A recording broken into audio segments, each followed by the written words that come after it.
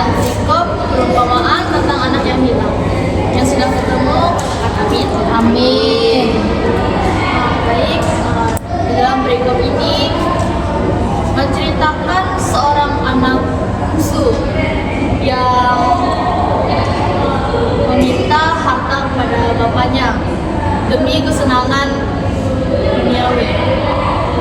Namun di saat dia menghabiskan berfoya-foya dengan harta yang dimiliki dia itu, akhirnya dia kekurangan dan habis. Akhirnya dia meminta pekerjaan kepada orang lain karena dia sudah kehabisan harta miliknya dan sudah kelaparan. Dan pada saat itu dia berada di sebuah kandang babi orang untuk bekerja. Dan saking laparnya dia sampai ingin memakan makanan babi itu. Tetapi di saat itu dia mulai sadar bahwa orang-orang suruhan bapaknya tidak seperti itu makanannya. Dan akhirnya dia pulang dan meminta pengampunan kepada bapaknya. Jadi di dalam cerita ini, si anak bungsu ini menggambarkan bahwa orang-orang yang berdosa, yang sudah melakukan dosa kepada Tuhan, yang sering, walaupun sudah tahu itu dosa tapi sering dilakukan. Jadi dalam perikop ini menggambarkan tentang bagaimana Allah mengasihi kita yang berdosa dan mengharapkan kita untuk kembali datang kepadanya, bertobat dan memperoleh keselamatan, serta menggambarkan betapa besar kasih karunia Tuhan itu kepada kita sebagai orang yang berdosa. Tuhan itu sangat bersukacita ketika melihat kita yang berdosa untuk datang kembali dan meminta pengampunan kepadanya. Jadi pada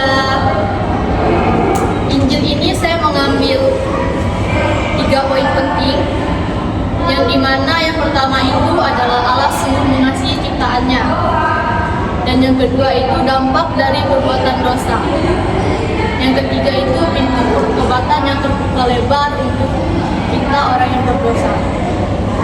Nah, yang pertama ini Allah sungguh mengasihi kita sebagai ciptaannya. Tuhan itu ingin menghantarkan kita kepada pengertian bahwa Allah itu maha pengasih, maha penyayang, yang dimana artinya Allah itu selalu mengasihi kita anaknya yang berbuat dosa. Allah itu selalu menantikan pulangan kita untuk memberikan pengampunan kepada kita. Dan Allah itu tidak ingin kita anaknya hilang tujuan dan arah hidup kita ini.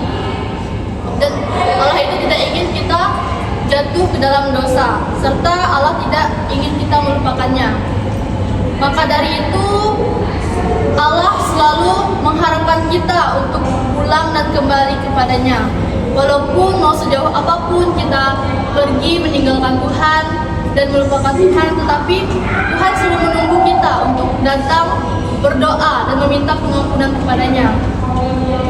Ini adalah bukti bahwa bentuk kasih Tuhan itu ada kepada kita. Nah, yang kedua itu dampak dari perbuatan dosa kita. Bisa kita lihat dari Injil Roma pasal 6 ayat 23.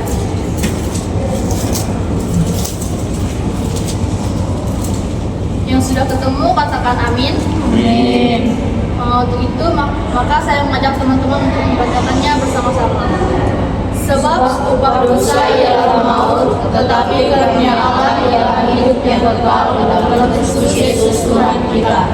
Nah, di dalam Injil ini sudah dikatakan bahwa dosa itu adalah maut. Maka dari itu Tuhan selalu mengingatkan kita bahwa untuk selalu bertobat dan meminta pengampunan kepadanya, agar kita tidak terlalu jatuh ke dalam dosa, dan dosa itu tidak akan membinasakan kita secara perlahan-lahan, dan kita juga tidak terlalu berlarut-larut dalam dosa. Memang berbuat dosa ini sangat mudah. Seringkali kita tidak sadar dengan apa yang kita perbuat selama ini. Tetapi untuk sekarang marilah kita sadari semua apapun apapun yang kita lakukan itu adalah dosa, dan kita juga harus meminta pengampunan kepada Tuhan agar Tuhan senantiasa mengampuni segala dosa-dosa kita dan kita diselamatkan. Nah, yang ketiga ini pintu pertobatan.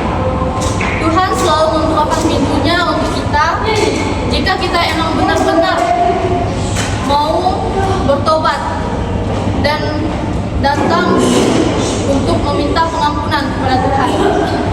Karena mau sejauh apapun kita meninggalkan Tuhan, Tuhan itu selalu menuntut kita untuk kembali kepadanya. Karena Tuhan itu selalu mengasihi kita, selalu menyayangi kita, dan harapan kita untuk datang kembali kepadanya.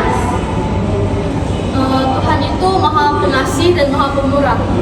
Maka dari itu saya ingin mengajak teman-teman untuk merenungkan. Mari mulai sekarang kita renungkan apa dosa yang kita buat selama ini, dan mari kita berdoa datang kepada Tuhan, meminta pengampunan kepadanya agar kita selalu diberkati dan dilindungi di mana setiap perjalanan kita, setiap perkuliahan kita, dan setiap perhubungan kita, agar kita dapat melaksanakan kegiatan-kegiatan kita dengan baik. Mungkin hanya ini dan yang dapat saya sampaikan. Kiranya dapat memberkati teman-teman